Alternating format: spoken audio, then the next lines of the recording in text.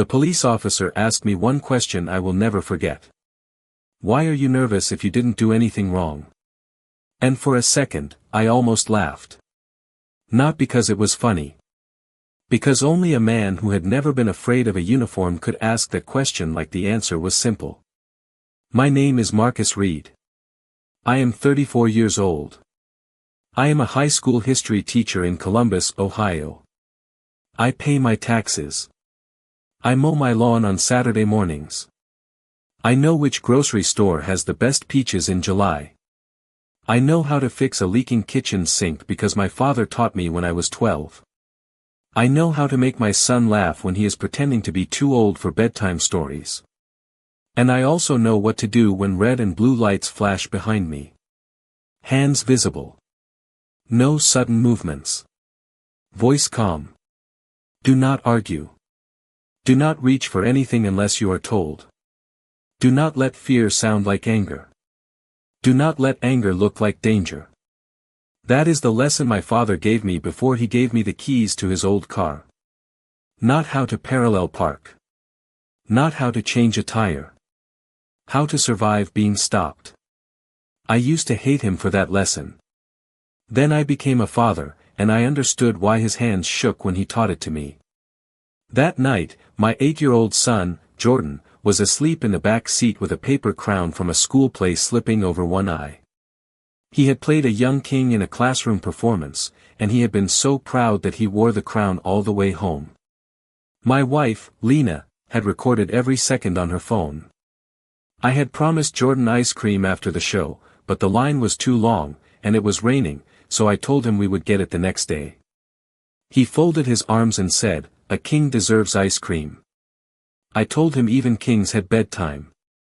10 minutes later, he was asleep. 5 minutes after that, the lights appeared behind me. I looked at the speedometer.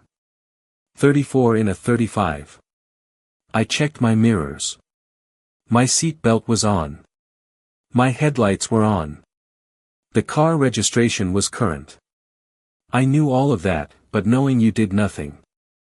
Wrong does not stop your stomach from dropping when you are a black man alone at night with your child in the back seat and a police car behind you. I pulled over carefully near a closed pharmacy. I turned off the engine. I rolled down the window. I placed both hands on the steering wheel. Rain tapped against the windshield like nervous fingers. Jordan stirred behind me. "Dad," he mumbled. "It's okay," I said softly. "Just stay still." The officer approached slowly, one hand near his belt, flashlight aimed straight at my face. He was white, maybe mid-40s, square jaw, pale eyes, the kind of expression that looked less like caution and more like a decision already made. His name tag said Miller. "License and registration," he said. No greeting. No explanation. Just the order. "Yes, officer," I said. "My wallet is in my right back pocket, and the registration is in the glove compartment. May I reach for them?" He stared at me for a moment, as if my politeness had offended him. "Why are you telling me all that?" "I just want to make sure you know what I'm doing." His eyes narrowed. "You got something in the car I should know about?" My hands tightened around the wheel, but I kept my voice flat. "No, sir." Jordan sat up in the back seat. His paper crown slid down over his forehead. The officer's flashlight moved past me and landed on my son. Jordan blinked into the light, confused and sleepy. "Who's in the back?" the officer asked. "My son." "Where are you coming from?" "His school play." "At this hour?" "It ended late. There was a reception." He looked at Jordan again, then back at me. "Step out of the vehicle." My heart hit my ribs once, hard. "Officer, may I ask why I was stopped?" His face changed. "Not much. Just enough.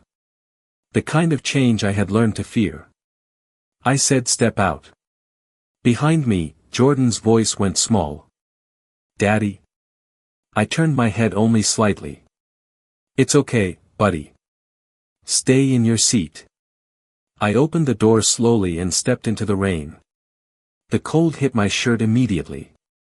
Officer Miller told me to stand near the back of the car. I did. He asked where I lived.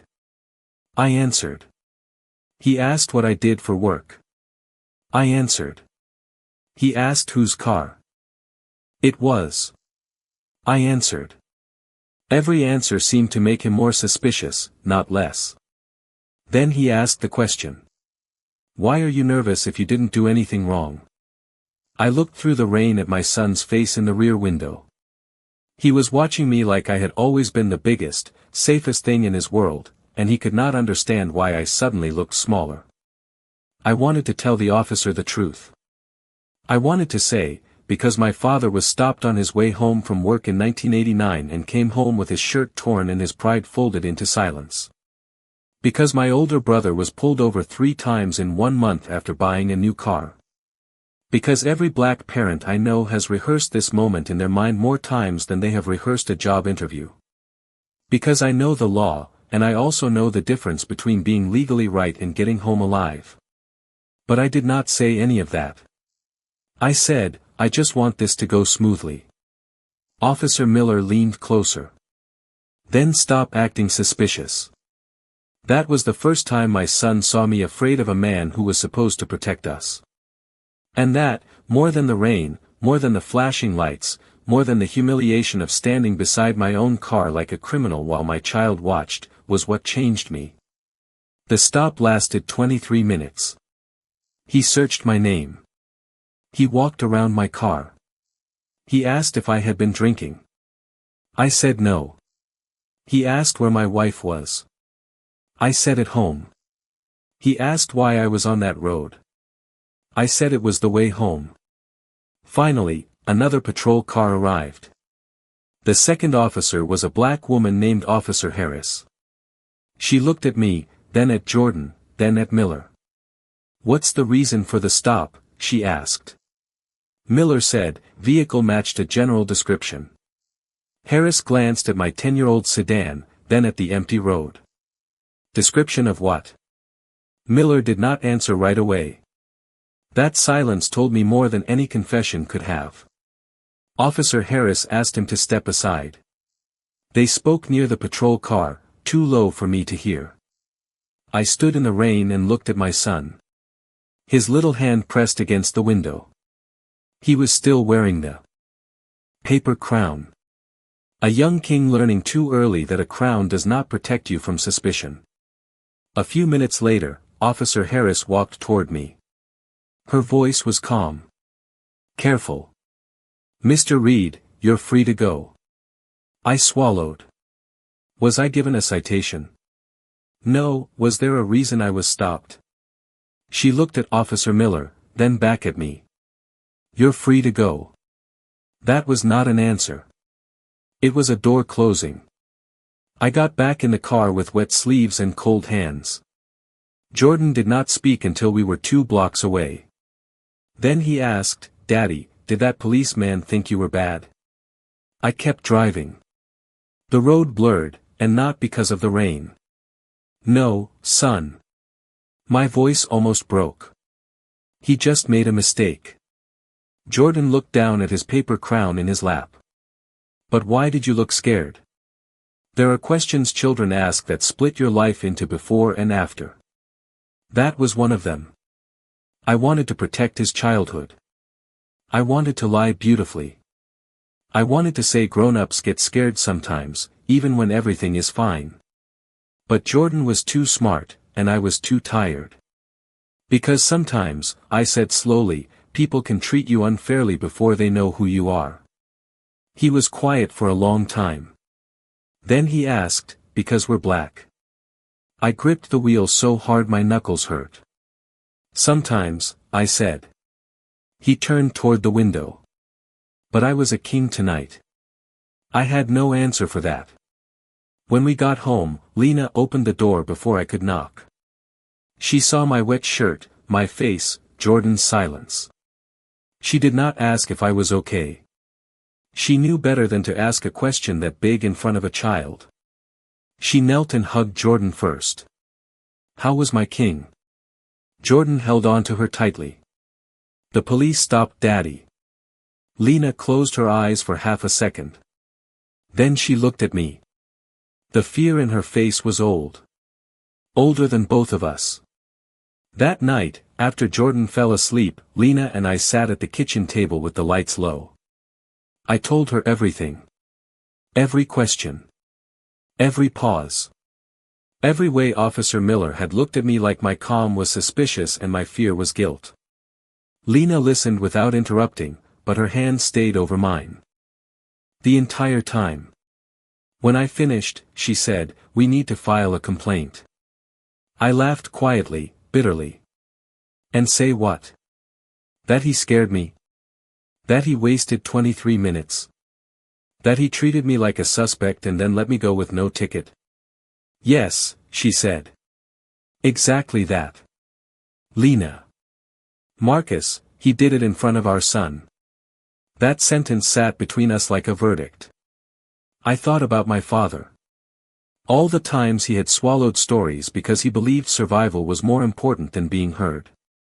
I understood him. I respected him. But I also thought about Jordan looking at me through the rain, learning the shape of fear from my face.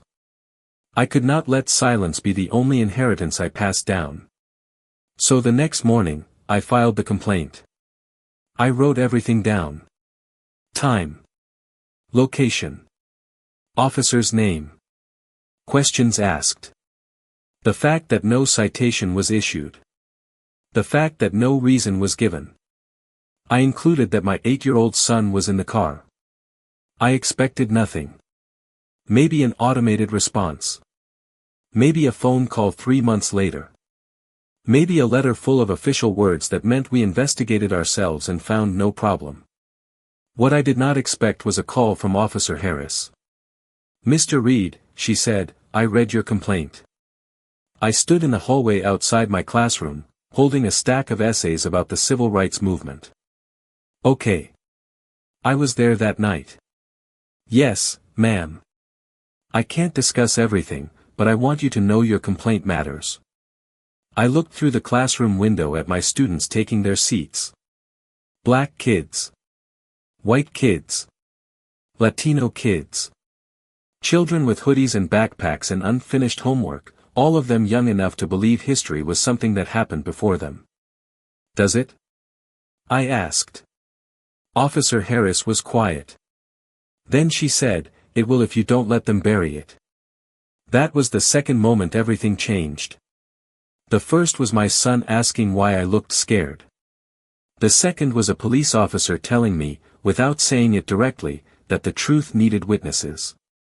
Over the next 2 weeks, I learned that Officer Miller had stopped 11 black drivers on that same stretch of road in 1 month. 9 received no citation.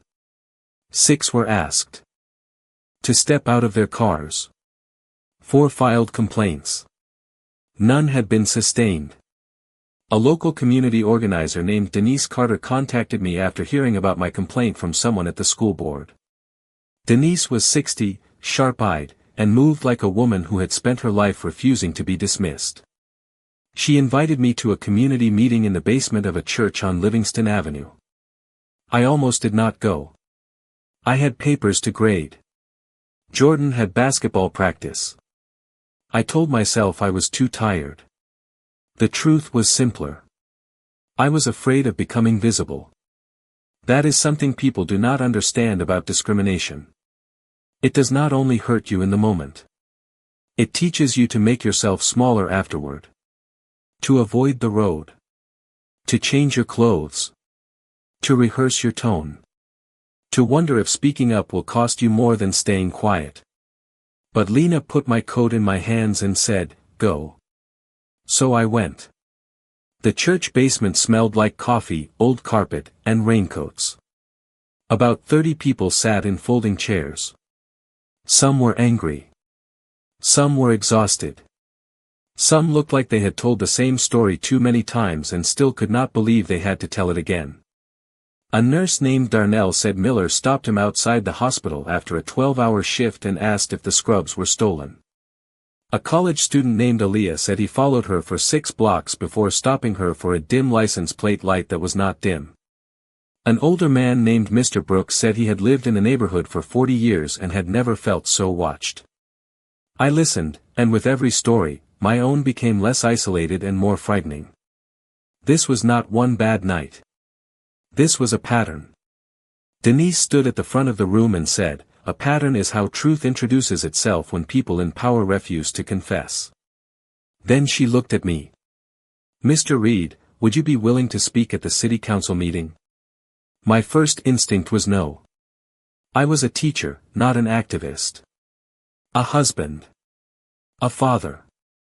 A man who liked quiet mornings and old jazz records and lesson plans that actually worked. I did not want cameras. I did not want comments online. I did not want people debating whether I looked respectable enough to deserve dignity. But then I thought of Jordan's paper crown. "Yes," I said. The city council meeting was held on a Tuesday evening. The room was brighter than I expected and colder than it needed to be. Officer Miller sat in the back with 2 other officers. He did not look worried. That bothered me more than if he had looked angry. Confidence is different when it comes from believing consequences are for other people. When my name was called, I walked to the microphone with my statement folded in my hand. My voice shook at first. Then I saw Lena sitting in the second row, Jordan beside her in a blue sweater, his feet not touching the floor. He had insisted on coming. "I need to know what happens," he said. So I told the room what happened. I did not shout. I did not exaggerate. I did not call every police officer racist. I said one officer used his authority to turn an ordinary drive home into a lesson my son was too young to learn. I said the absence of a ticket did not mean the absence of harm. I said fear is not proof of guilt when history has trained an entire community to be afraid. Then I looked toward the council members. My son asked me if the officer thought I was bad because we are black. I want to live in a city where I can tell him no and know I am telling the truth. The room went silent. Not solved. Not healed. Just silent. Sometimes silence is the first crack in denial. After the meeting, Officer Miller approached me in the hallway. Lena stepped closer to Jordan. Officer Harris, who had been standing near the wall, watched carefully. Miller stopped a few feet away from me. His face was hard. "You made me sound like a monster in there," he said. My pulse jumped, but I kept my hands at my sides. I told them what happened. "You people always do that." The hallway changed. It was subtle, but everyone heard it. "You people." 2 words that can carry centuries when spoken with enough contempt. Officer Harris stepped forward. "Miller." He looked at her, then realized too late that Denise had her phone in her hand, recording. His mouth tightened. He walked away without another word. That video spread faster than my testimony. By the next morning, local news had picked it up. The headline was simple: "Officer under review after racial comment following traffic stop complaint." I hated the attention. Strangers found my school email. Some called me brave. Some called me a liar. Some said I wanted money. Some said if I had just complied, nothing would have happened, as if I had not complied so carefully that my dignity had bruises. My students saw the news too. I walked into class expecting whispers. Instead, Aaliyah's younger brother, Malik, raised his hand before the bell even rang. "Mr. Reed," he said, "are we still doing reconstruction today?" The class laughed, and something in my chest loosened. "Yes," I said. Because history does not pause just because your teacher accidentally became part of it. But halfway through the lesson, I stopped. I looked at my students and put the textbook down. "Let me ask you something," I said. "When we study history, why do we focus so much on laws changing?" A white student named Emily raised her hand. "Because laws decide what people are allowed to do." "Good," I said. But is changing a law the same as changing a habit? No one answered right away. Malik said, no. Because people can follow the law and still treat you wrong. I nodded. Exactly. That became the lesson. Not just racism as a word from the past, not just marches in black and white photos, not just names carved into national memory after it was too late to protect them. We talked about systems. Discretion. Power. Fear. We talked about how discrimination often hides behind ordinary language, suspicious behavior, routine stop, general description, officer safety. We talked about how a person can be polite and still be harmed. How a person can survive an encounter and still carry it home. After class, Emily stayed behind. She looked nervous. Mr. Reed, I never thought about being scared during a traffic stop, she said. My dad always says police are there to help. I smiled sadly. I hope they are for you. They should be for everyone. Yes, I said. They should. The investigation took 6 weeks. 6 weeks of waiting. 6 weeks of interviews. 6 weeks of people arguing online about a night they had not lived. Officer Harris gave a statement. So did Denise.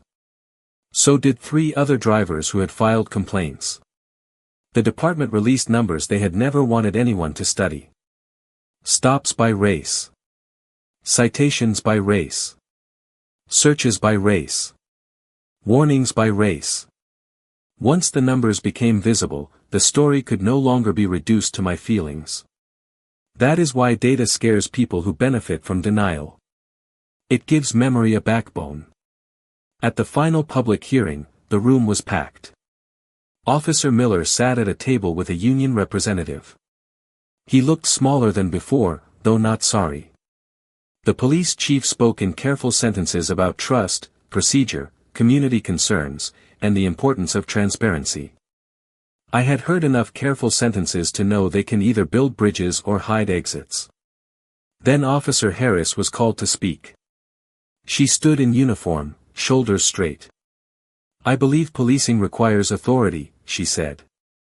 But authority without accountability becomes fear. And fear is not public safety. She looked toward the chief.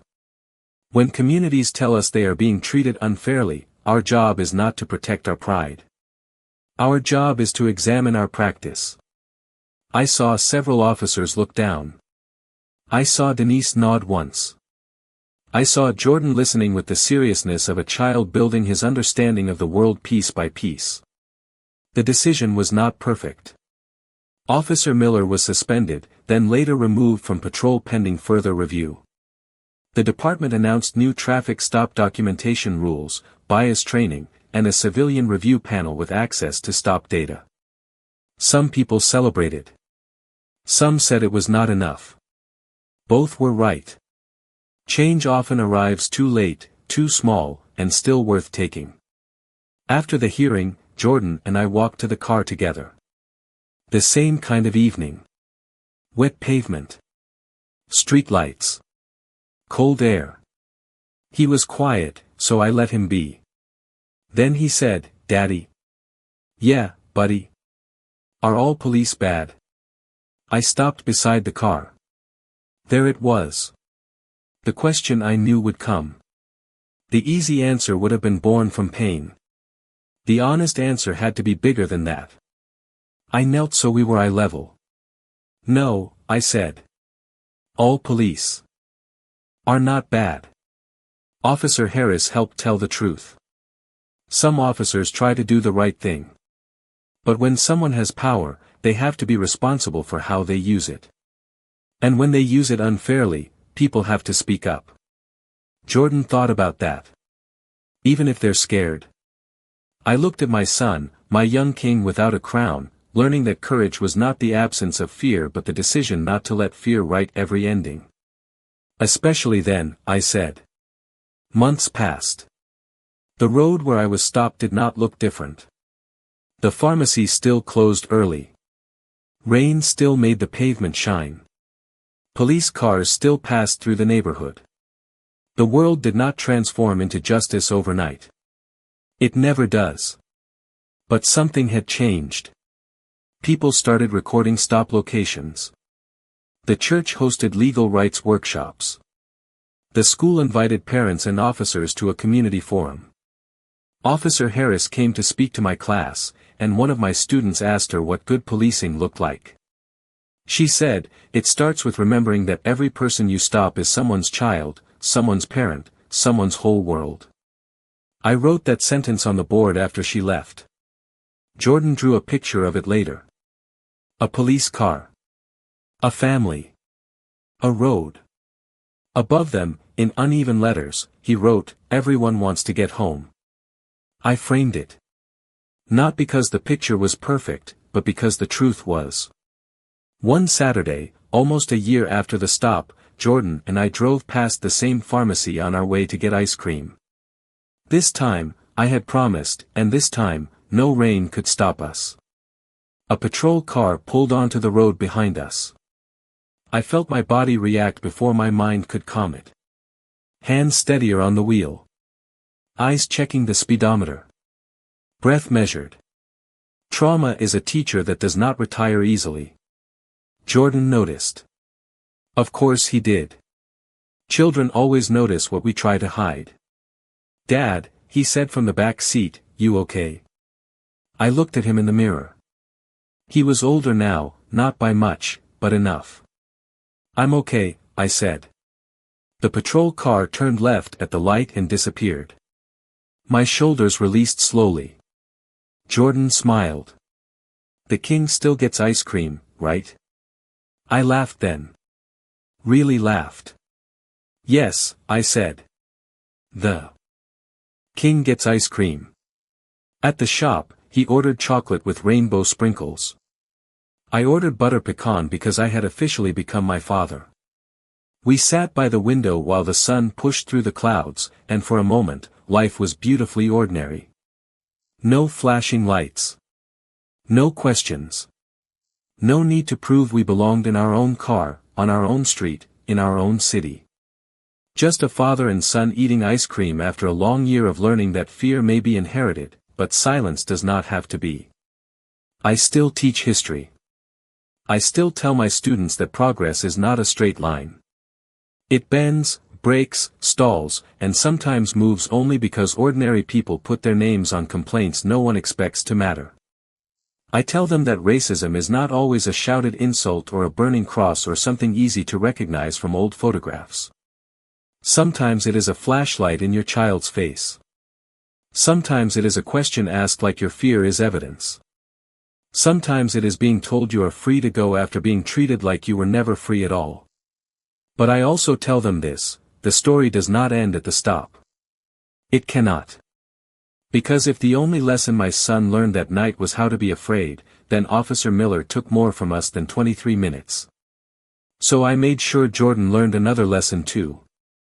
That his father's fear was real, but so was his voice. That one complaint can become four can become a meeting can become a hearing, and a hearing can force a city to look at what it tried not to see. That dignity is not something a badge gives you, and it is not something a traffic stop can take away. And every time Jordan asks why I still slow down when I see police lights, I tell him the truth. Because I remember. Then I add the part my father never got to say to me. But remembering is not the same as surrendering.